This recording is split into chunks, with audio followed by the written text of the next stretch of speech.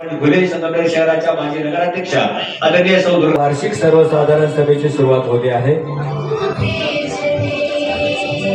बाहेर उभे असलेल्या सर्व कार्यकर्ते पदाधिकारी यांना नम्र विनंती। शंकरराव पाटील खेमणार, आरपी गहाणे, गणपतराव सांगळे, व्यासपीठावर उपस्थित असलेले सर्व मान्यवर आदरणीय आमदार सतीश दादा तांबे यांचे या ठिकाणी 40वी वार्षिक सर्वसाधारण सभा संपन्न होत आहे। या सभेसाठी सभेची नोटीस सर्व सभासदांना वेळेवर पोहोच केलेली आहे। त्या निमित्ताने आजच्या नोटीसीमध्ये आजच्या विषय पत्रिकेवर एकूण 9 विषय हे आपल्या मंजुरीसाठी ठेवण्यात आलेले आहे आणि लगेचच आपल्या सर्वांच्या उपस्थितीत सभेच्या कामकाजाला सुरुवात होत आहे। 7 कोटी रुपये लाईट बिल वर्षाला त्या ठिकाणी भरावं लागतं आणि यावरून आपल्याला लक्षात येईल की हा किती मोठा खर्च आहे। तर आम्ही गेल्या 2 वर्षापासून खरंच सौर ऊर्जेचा प्रकल्पाचा अभ्यास करतोय, त्याचा पाठपुरावा आपण करतोय आणि आपण यावर्षी तो बसवण्याचा निर्णय घेतोय। तो बसवल्यानंतर साधारण 18 ते 20 लाख रुपयाची दर महिन्याला बचत होणार आहे। म्हणजे वर्षाला 2 कोटी रुपये लाईट बिल आपलं त्या ठिकाणी वाचणार आहे आणि हा प्रकल्प साधारण 4 वर्षात त्याची फिजिबिलिटी आहे तो प्रकल्प म्हणजे नील होणार आहे। 5 वर्ष जरी धरले तरी हा खूप मोठा फायदा आपला त्यामध्ये होणार आहे। तर या संचालक मंडळाने आम्ही याच्यावर त्या ठिकाणी निर्णय केलेला आहे। ज्या पद्धतीने संघ सोलरचं त्या ठिकाणी करणार आहे तसंच आपण डेऱ्यांना देखील गेल्या वर्षी परिपत्रक करून डेऱ्यांना आपण सूचना त्या ठिकाणी केली होती आणि बऱ्याच डेऱ्यांनी जवळजवळ 20-25 डेऱ्यांनी सोलर प्रकल्प त्या ठिकाणी बसवलेले आहेत आणि मोठ्या प्रमाणामध्ये बचत त्या संस्थांची त्या ठिकाणी चालू आहे। जय मल्हार दूध डेअरी हिवरगाव पावसेने 8 किलोवॅटचा सोलर प्रकल्प बसवलेला आहे। भोलेनाथ कसरवाडीनी 15 किलोवॅटचा बसवलेला आहे।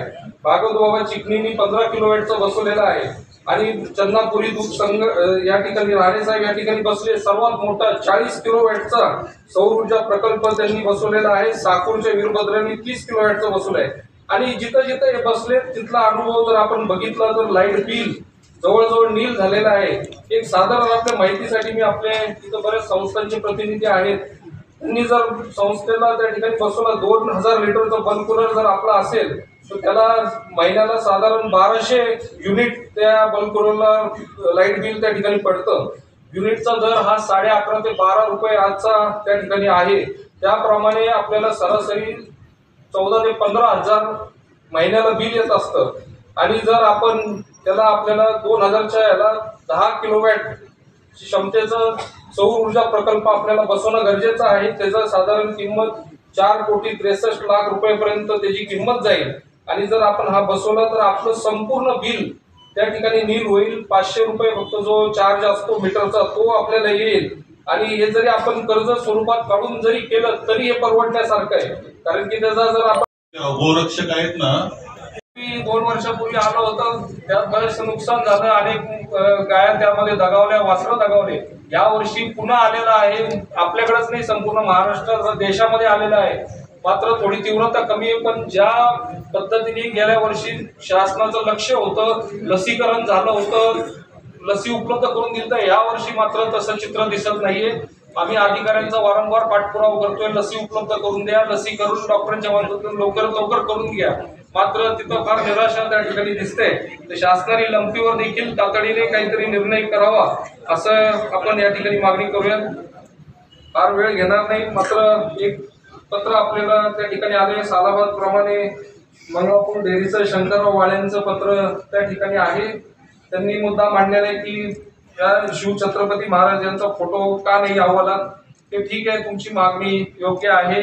आम्ही कारखान्याचा अहवाल बघितलं त्यामध्ये होतं, त्यावेळेसच आमची चर्चा झाली की आपण संघाच्या अहवालातही आपल्याला पुढच्या वर्षी घ्यायचं आहे। तर तुमची योग्य मागणी आहे कारण की आपल्या सर्वांचं दैवत आहे शिवाजी महाराज, त्यामुळे ते काही योग्य मागणी आपली आहे। त्याचबरोबर आता बाकी जे आहेत मुख्यमंत्र्यांचा फोटो घ्या वगैरे ते ठीक आहे। आता त्याचबरोबर सन्मान सत्कार या 48व्या वार्षिक सर्वसाधारण सभेत आपण करतो आहे की आपल्या सगळ्यांना विनंती आमदार थोरासाहेबांचा सन्मान सत्कार या वार्षिक सर्वसाधारण सभेत होतो आहे। टाळ्यांच्या गजरामध्ये आपण लोकनेते आमदार थोरासाहेबांचा सन्मान सत्कार या ठिकाणी करावा।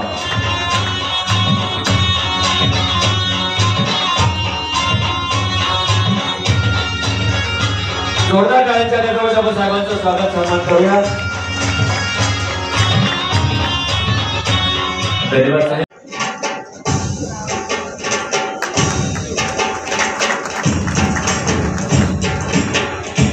खेमनार साहेब यांचा सन्मान सत्कार आदरणीय रणजितसिंह देशमुख साहेबांना विनंती आहे की आपण आदरणीय खेमनार साहेबांचा सन्मान सत्कार करावा.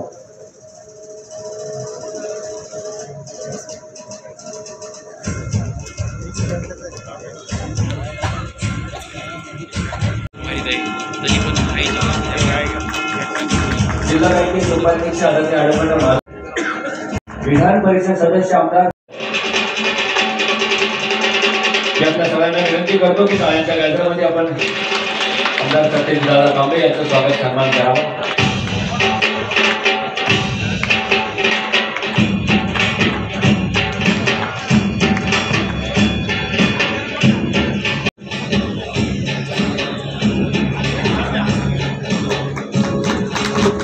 शाळेच्या गॅलरीमध्ये आपण देशमुख साहेबांचं स्वागत करूया. यानंतर वाईस चेअरमन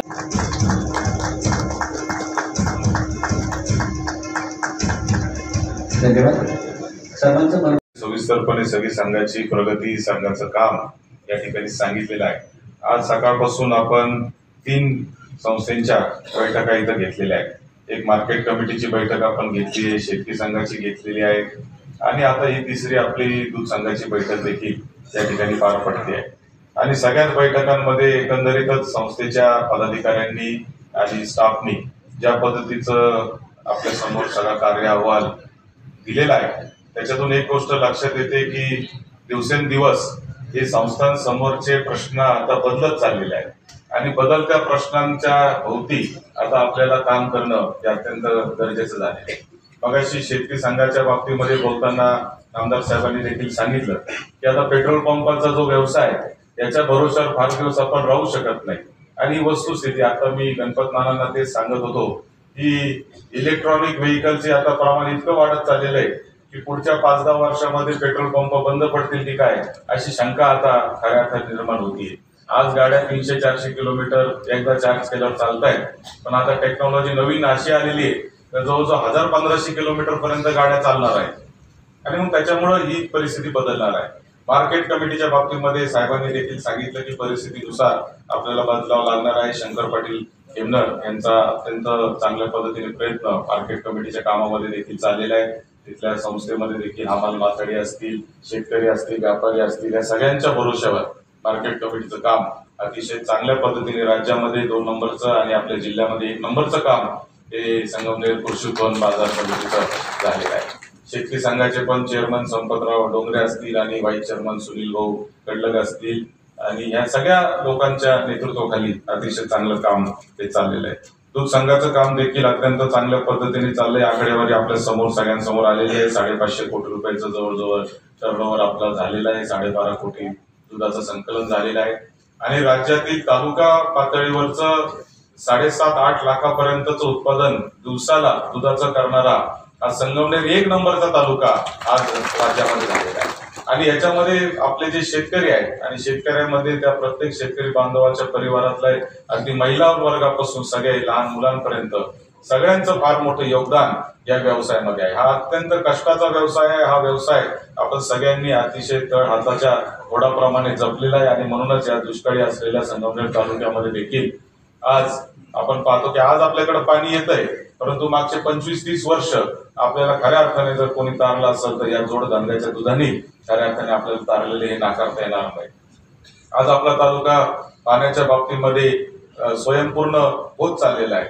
मात्र ज्यावेळेस आपल्याला पाणी नव्हतं, ऊसाच्या शेतीला मर्यादा होत्या किंवा इतरही शेतीला मर्यादा होत्या, त्यावेळेस खऱ्या अर्थाने दुधाने आपल्याला खूप मोठी मदत या ठिकाणी केलेली आहे.